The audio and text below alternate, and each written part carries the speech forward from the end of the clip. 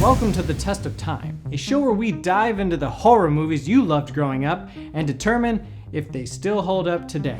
I'm Nick, and in this episode we'll be taking a look at The Lost Boys, which for my money is the greatest vampire movie ever made. I just moved to a new house and I haven't found a place to hang this yet. Above the bed, probably. Released in 1987, The Lost Boys stars early Kiefer Sutherland, the two Coreys, the guy from Speed 2, Bill Paxton's girlfriend and Twister. I gotta go, Julia, we got cows! It also stars Bill S. Preston Esquire, the mom from Edward Scissorhands, Grandpa from the Gilmore Girls, and Jamison Newlander. Obviously, I'm a fan of this movie, as are many of you, I assume, if you're watching this video, because why else would you have clicked on it? But, just in case you haven't, allow me to read you the synopsis off the back of the VHS box. Sam and Michael are all-American teens with all-American interests. Sam likes comic books. Michael likes girls. But after they move with their mother to peaceful Santa Carla, California, their relationship mysteriously begins to change. Sam still likes comic books. Michael now likes ghouls. Just wait till Mom finds out. My own brother, a goddamn shit-sucking vampire. Oh, you wait till Mom finds out, buddy. So the question is, does The Lost Boys still hold up today? And that's tough for me to answer. Because honestly, I feel like the only way to really determine if a modern audience would still enjoy the movie is to find somebody who's never seen it. And I've seen it like 174 times. That's a guess. I didn't actually count. You have never seen The Lost Boys, correct? That is correct. Okay. The only thing I know about it is something about a train. There is a train. Some sort of train scene where they're like on a bridge or something like that. All right. Yeah, I'll gladly watch a movie. Do we got popcorn? No. Oh. Okay, right off the bat. The music in this movie is great. Honestly, I believe the soundtrack is a big reason why The Lost Boys still has such a cult following today. But YouTube is kind of tricky when it comes to stuff like that, so probably shouldn't include too much Cry Little Sister in the video. I will include this song though, because it's part of the best scene in the entire movie.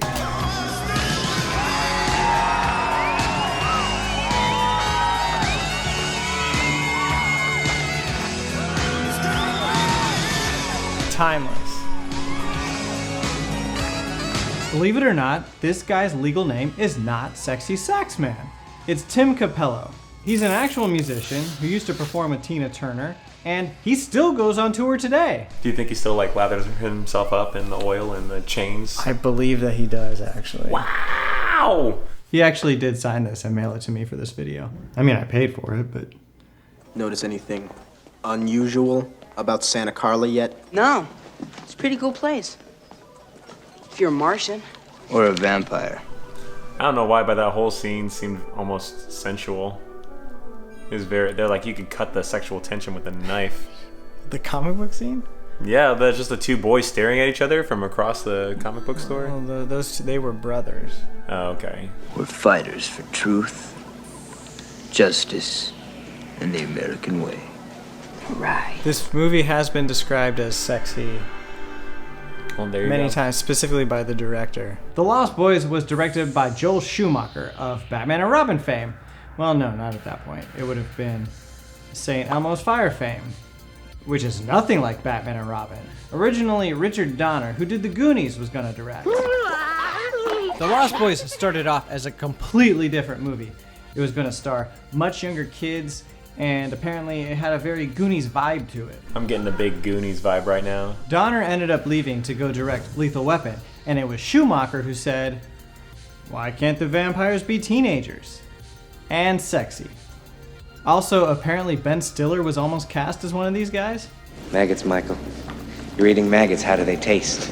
On the surface, yes, The Lost Boys is a movie about a dude who is tricked into almost eating maggots and worms before drinking vampire blood, thus sending his brother on a quest to hunt down and kill the head vampire in order to save him. Mom, I can't talk about it on the phone. It's about Michael. Don't listen to him, Mommy doesn't know what he's saying. But a big part of what makes this movie work is what's underneath. It's about a family struggling to start over after losing everything. You're gonna kill me! I feel like if I found out that my sibling was a vampire, I'd be a little bit more freaked out than just, I'm gonna call mom. Well, yeah, but if this is a comedy, horror comedy. Is it a comedy? Open the window! Never! I knew it! I am not! So where are you? The flying nun? Another big reason why this movie succeeded, where, in my opinion, a lot of horror movies fail, is because it doesn't take itself too serious. Between Grandpa and the Frog Brothers, who take themselves very serious, Kill your brother. You'll feel better.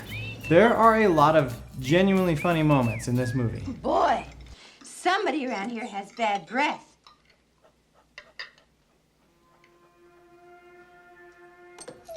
Now, let's get into the horror aspect. Would it hold up to today's standards? Well, probably not. I think horror right now is better than it's been in years, maybe ever. That doesn't mean The Lost Boys doesn't have scary moments. Even 30 plus years later, the effects still hold up. Good night, bloodsucker. No!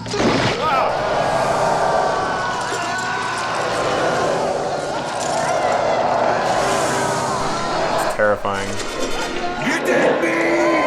What was I going to say? Something about The Lost Boys. I forget.